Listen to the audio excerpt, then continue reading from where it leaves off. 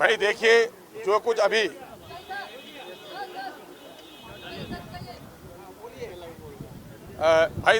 कुछ अभी हुआ है, पुरुषोत्तम श्री राम जी के पैदाइश के मौके से यकीनन कि खुश होना चाहिए देशवासियों को, और सभी उस पर खुश हैं।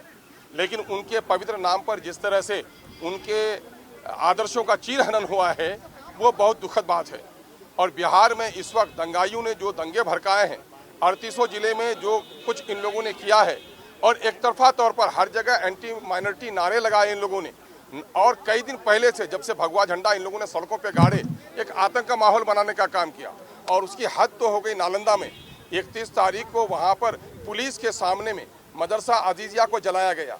मदरसा अजीजिया के में हजारों धार्मिक ग्रंथों को जलाया गया।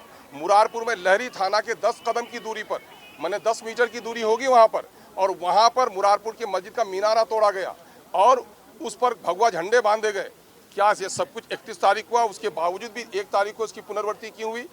लगता है बिहार में और पूरे देश में भी माइनॉरिटी के लोगों को कहीं न कहीं से लोग अपने पॉलिटिकल एक्सपेरिमेंट का हिस्सा बना रहे हैं। चूँकि भाजपा ये समझती है कि माइनॉरिटी का खून बहाओगे तो सांप्रदायिक हिंदू वोट में हमारी एकजुटता आएगी, और यही वजह से उनके वो सारे संगठन, उनके पालतू संगठनों ने ये दंगा अंजाम दिया।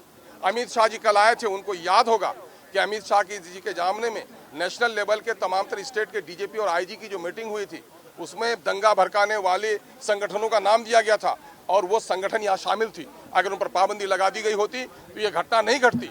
लेकिन बिहार की वो सरकार, नीतीश जी और तेजस्वी की वो सरकार जो कहती है करप्शन और कम्युनलिज्म के बारे में जीरो टॉलरेंस की बात करती है, 31 तारीख को घटना हो गई तो क्या सरकार को होश के नाखून नहीं लेने चाहिए?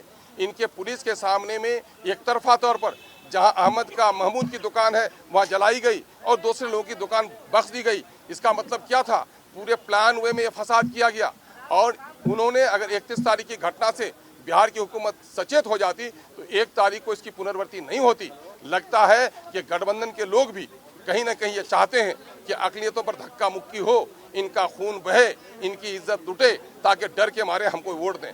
हम कहना चाहते हैं माननीय मुख्यमंत्री जी, लेकिन यहाँ आपके गिरिराज में इस तरह का मामला, जिला में इस तरह का मामला हुआ, जिस नालंदा को सजाने और संवारने में आप लगे हैं उसको कलंकित किया गया और आपने फौरी तौर पर इसे कदम नहीं उठाया। ये बड़ा दुख का सवाल है। आपका जो भी अब तक बयान आया है, आपने उन लोगों का जिन लोगों की क्षति हुई है उनके मावेजी की कोई बात नहीं की है।